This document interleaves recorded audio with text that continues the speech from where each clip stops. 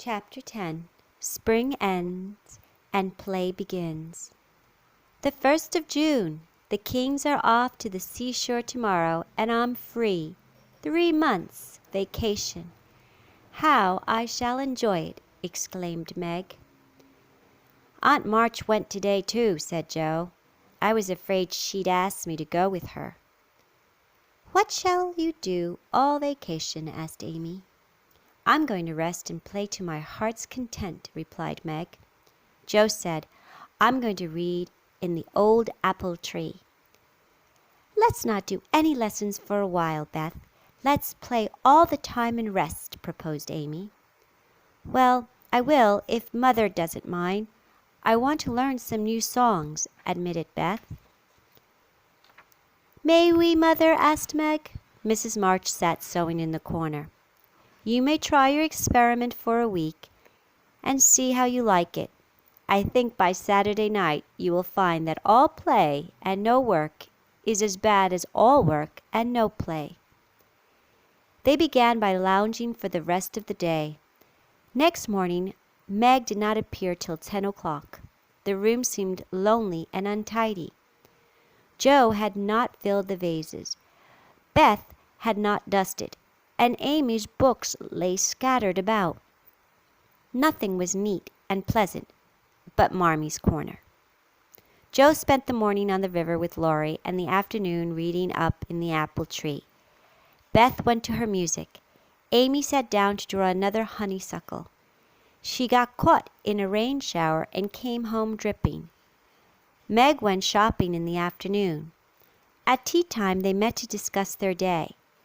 Meg had discovered her new dress would shrink in the wash. Joe had sunburned her nose and had a raging headache. Beth was weary from learning 3 or 4 songs at once. Amy deeply regretted the rain damage done to her dress. But these were small troubles. They assured their mother that the experiment was working fine. She smiled and said nothing. With Hannah's help, she did their neglected work. It was amazing how uncomfortable things became. The days got longer and longer. Everyone felt uneasy. Meg spoiled her clothes in her attempts to fancy them up. Joe got so fidgety that even Laurie quarreled with her. Beth got on pretty well, for she was constantly forgetting that it was to be all play and no work. Amy fared worst of all. She didn't like dolls, fairy tales were childish, and one couldn't draw all the time.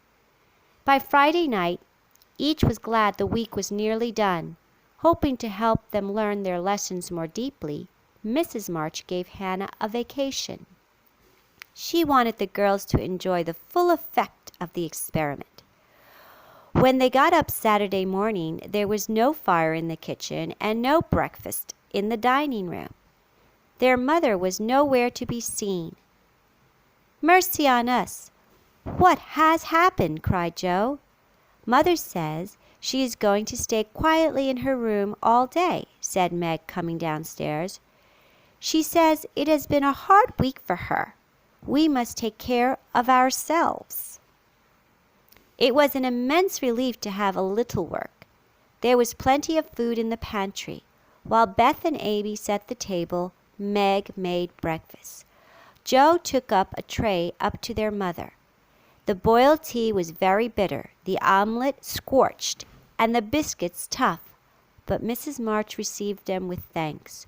She laughed heartily after Joe was gone. Many were the complaints below about the awful breakfast. Never mind, I'll get the lunch, said Joe, who knew less than Meg about cooking. With perfect faith in her own powers as a chef, she immediately invited Laurie to lunch. Joe walked to the market. She was sure she made very good bargains.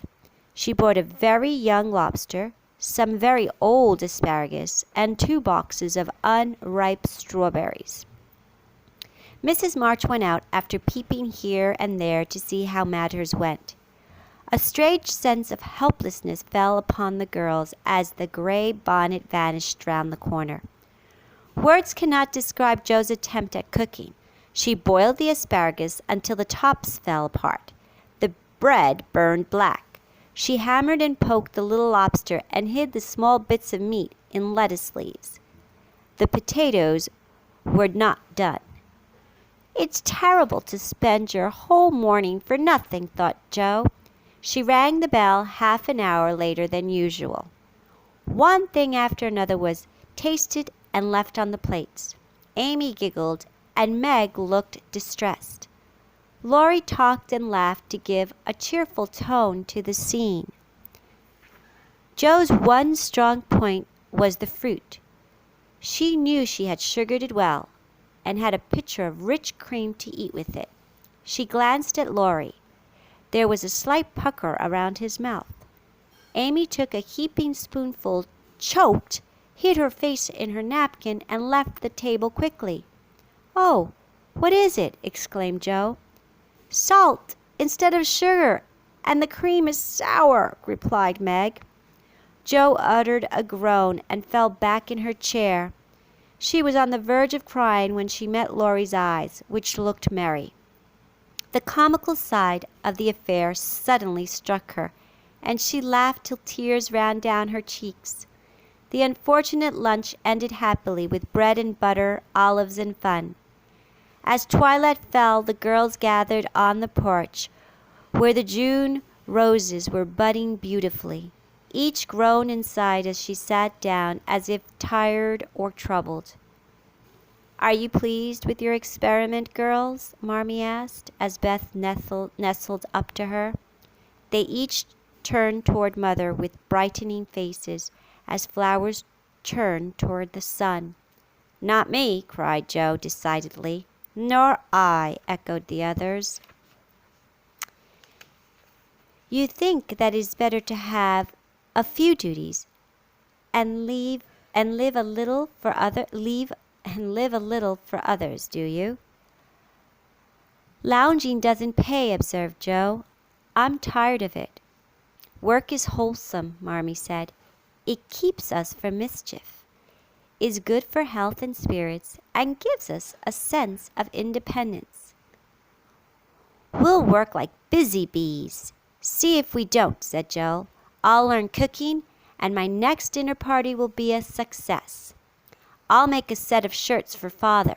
That will be better than fussing over my own things," said Meg. "I'll do my lessons every day and not spend so much time with my music," said Beth. Amy followed their example by declaring, "I shall learn to make buttonholes and attend to my grammar lessons." "Very good. Then I am quite satisfied with the experiment. Remember to have regular hours for work and play, and make each day both useful and pleasant." "We'll remember, Mother." And they did. The end.